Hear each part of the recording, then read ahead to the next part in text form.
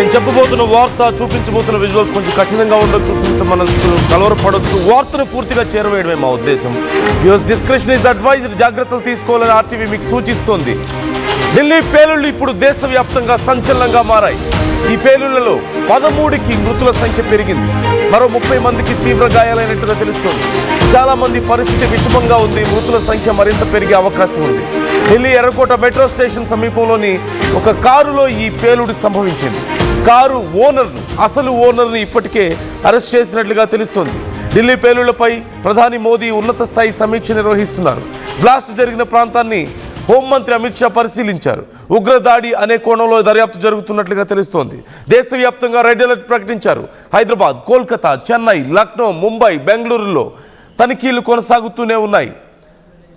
ఇప్పుడు ఏం జరగబోతుందనే ఉత్కంఠ అందరిలోనూ నెలకొంది. ఓ పక్క ఎన్ఐఏ విచారణలో ముమ్మరంగా కొనసాగుతోంది. మరోవైపు ఇప్పటికే అసలు ఓనర్ని అదుపులోకి తీసుకున్నారు. అసలు ఆ ఓనర్ వేరే వ్యక్తికి ఈ కారు నమ్మినట్లుగా తెలుస్తోంది. పాత ఓనర్ సల్మాన్ అంటూ తెలుస్తోంది.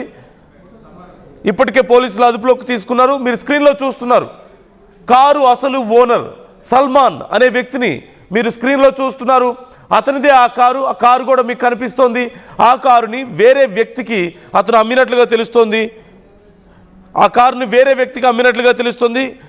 ఇప్పుడు అవి ఎవరికి అమ్మాడు అనే దాన్ని పోలీసులు విచారిస్తున్నట్లుగా సమాచారం అందుతోంది.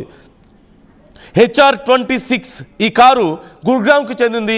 I-20 కార్ ఢిల్లీలోని ఓక్లాలో ఉండే దేవేంద్ర అనే వ్యక్తికి ఈ సల్మాన్ అనే వ్యక్తి, మీరు ఇప్పుడు స్క్రీన్లో చూస్తున్న వ్యక్తి అమ్మాడు.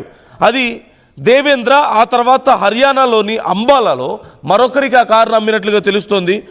ఇప్పుడు ఆ కారు ఈ దేవేంద్ర అనే వ్యక్తి ఎవరికి అమ్మాడు, అక్కడి నుంచి ఆ కారు అసలు ఎవరి చేతుల్లోకి వెళ్ళింది అనే దాని గురించి పోలీసులు ఆరా తీస్తున్నారు. మరోవైపు నిన్న రాత్రి నెలకొన్నటువంటి పరిస్థితిని మీరు చూస్తున్నారు. ఎర్రకోట సమీపంలో మెట్రో స్టేషన్ గేట్ నెంబర్ 1 వద్ద, అంటే ఆ ప్రాంతం అంతా చాలా రద్దీగా ఉండేటువంటి ప్రాంతం. వాహనాలు కానీ ప్రజలు కానీ చాలా ఎక్కువగా ఉండేటువంటి ప్రాంతం. సాయంత్రం సమయం, ఆ సమయంలో సుమారుగా 6:20 సమయం. చాలా కోలాహలంగా ఉంది, చాలా సందడిగా ఉంది. ఎవరి పనిలో వాళ్ళు బిజీగా వెళ్తున్నారు. ఆఫీసులు అయిపోయి చాలామంది ఇళ్లకు వెళ్తున్నారు.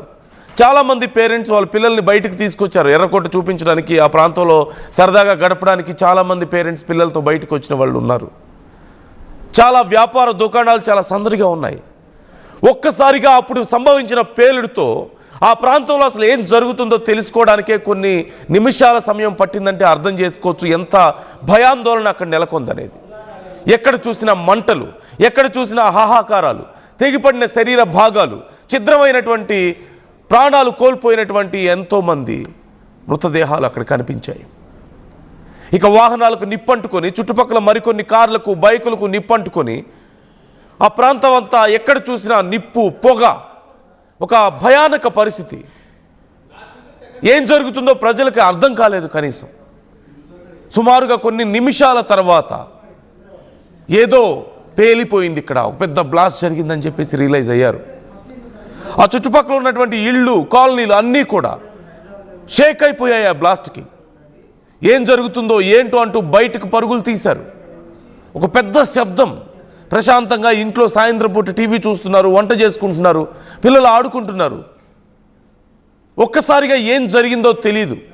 ఒక భారీ శబ్దం, భూకంపం వచ్చినట్లుగా మొత్తం ఆ ప్రాంతం అంతా వణికిపోయింది. పిల్లల్ని తీసుకుని ఇళ్లలోంచి చాలామంది బయటకు పరుగులు తీశారు. ఏం జరుగుతుందో తెలియక చాలామంది ప్యానిక్ అయ్యారు. కానీ వచ్చి చూస్తే ఎక్కడ చూసినా సరే విధ్వంసం, నరమేధం అక్కడ కనిపించింది. వెంటనే పోలీసులకు సమాచారం అందించారు. పోలీసులు వెంటనే ఫైర్ సిబ్బందికి సమాచారం అందించారు. వెంటనే పోలీసులు అక్కడికి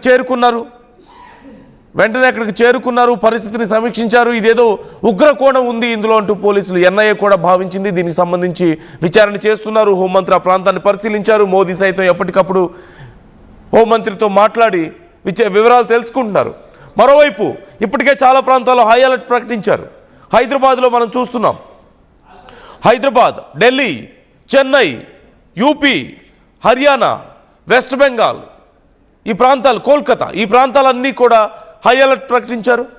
ఇప్పటికే హైదరాబాద్లో తనిఖీలు చేస్తున్నారు. మనం చూస్తున్నాం ఎక్కడ ఏ చిన్న అనుమానం వచ్చినా సరే, ఆధారాలు లేని కార్లు కానీ, లేదంటే ఏదైనా క్యారీ చేస్తున్నటువంటి కార్లు, గూడ్స్ ఏదైనా క్యారీ చేస్తున్నటువంటి వెహికల్స్ కానీ, బైక్స్ కానీ అన్నీ చెక్ చేస్తున్నారు. బైక్స్ ఆపి, కార్లు ఆపి కేవలం కారులో ఏముందో చెక్ చేయడం మాత్రమే కాదు, వాళ్ళు ఎవరు, ఏ ప్రాంతానికి సంబంధించిన వాళ్ళు, వాళ్ళకి